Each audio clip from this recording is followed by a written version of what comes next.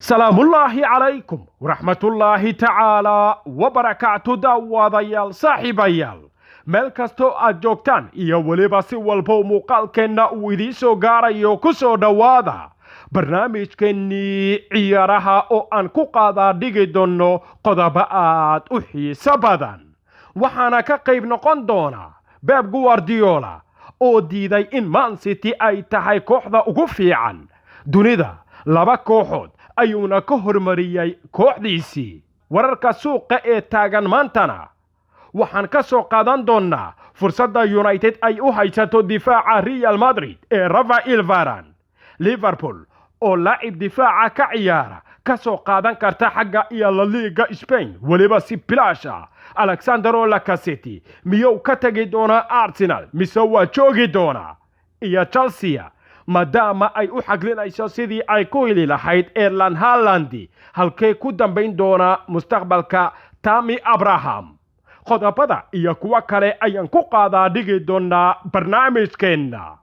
tababaraha kooxda Man City ee Pep Guardiola ayaa ku dooday in kooxdiisa oo qaabciyareed heer sare ah ku noolaanaysa waqti xaadirka kan in aysan ahayn kooxda ugu fiican adduunka isla markaana xusay in laba kooxood ay ka wanaagsan yihiin waqti xaadirka kan oo yay noqonayaan Guardiola ayaa ku dooday in kooxaha kala ah Bayern Munich iyo Liverpool ay yihiin kuwa isaga hormuud u ah walow Man City ay raadinayso in ay burburiso rikoorkii shanta horyaal ee ugu waaweyn qaaradda Yurub Bayern Munich ay ka dhigtay xilli ciyaareedkii hore kaasi oo noqonaya 23 kulan oo la awoodi waayay Bavarianka in la loodiyo kadib kulankii guusha 2-1 City ay ka gaadhayna kooxda West Ham City tababaraha kooxda West Ham ee David Moyes ayaa Sky Plus ku sifeeyay in ay tahay kooxda ugu wanaagsan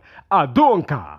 Pep ayaana ka fogaaday amaanta Moyes waxaana uu sheegay in dunida kooxda ugu fiican ay noqonayso Bayern Munich oo ku guulaysatay koob kasta midda England ugu fiicanna ku tilmaamay Liverpool oo ah kooxda daafacanaysa horyaalnimada Premier League Guardiola oo ka hadlayay arrintaasina waxa uu yiri kooxda ugu wanaagsan Yurub iyo dunidaba waa Bayern Munich sababta oo ah waxa ay ku guulaysteen wax kasta iyaga ayaana ah kuwa ugu fiican waqti xaadirkan England gudaheedana kooxda ugu wanaagsan waa midda daafacanaysa horyaalka waana Liverpool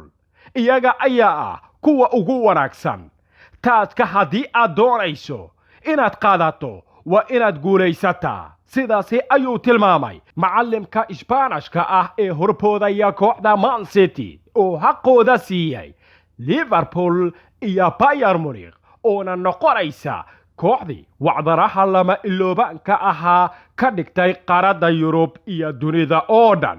kadib markii ay wadaraysay ku guulaysiga Champions League koobka kooxaha adduunka iyo waliba Super Cup-kii Yurub waxaana ay ku guulaysteen koobab badan oo maxalliga gudaha Jarmalka ah halka Liverpool iyadana ay noqotay ku guulaysiga horyaalka ugu xamaasada badan qaaradda Yurub ee Premier League markana aan u weecanno xagga iyo guuxa wararka suuqa kala iibsiga ciyaartoyda Real Madrid ayaa u furan fikradda ah in Rafael Varane ay ka iibiso Manchester United sida ay qorayaan jiriiradaha Ingiriiska oo dhan Blancos ayaa la sheegay inay sugayso dalab ku aadan difaacani ku guulaystay koobka adduunka kaasi oo qandaraaskiisa uu dhacayo 2022 mana jiraan wax wada hadalla ah oo ku qotama isaga iyo Real Madrid oo heshiiska loogu kordhinayo halkaasi ayayna fursad baaxad weyn ay ka helaysaa kooxda ka dhisan magaalada Manchester iyo qalcadda Old Trafford mashaqo difaac ayay la lilicaysaa kooxda Oli waxaana xal u noqon kara Rafael Varane Liverpool iyadana waxay isha ay ku haysaa in ay la soo saxiixato difaaca kooxda Real Betis ee AC Milan kaasi oo lagu heli karo si xur ah AC Milan ayaa sidoo kale la sheegaya inay aad u xiisaynayso ciyaaryahankani reer Algeria kaasi oo heshiiskiisa uu dhamaad ku dhow yahay alexandro lacazette isna wuxuu qarka u saaran yahay inuu isaga tago Arsenal xagaygan sida ay qortay Football London. Gunners ayaa diyaar u ah inay dhagaysato dalabyada u imaanaya 29 jirkan kaasi oo qandaraaskiisa uu dhacayo 2022.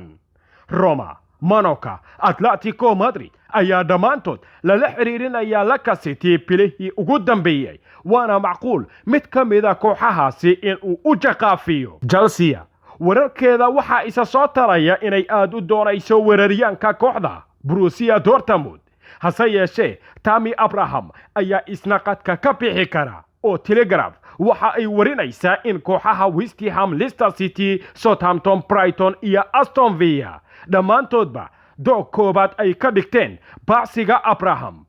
Haddii suuqa kale iibsiga ciyaartooyda uu furmo, Abraham waxa uu dhaliyay 21 gool labadii xilli ciyaareed ee la soo dhaafay Premier League isaga oo matalayay kooxda Chelsea. Imaanshaha Erling Haaland ayaana albaabada u soo laabi doonta mustaqbalkiisii qalcadda Stamford Bridge.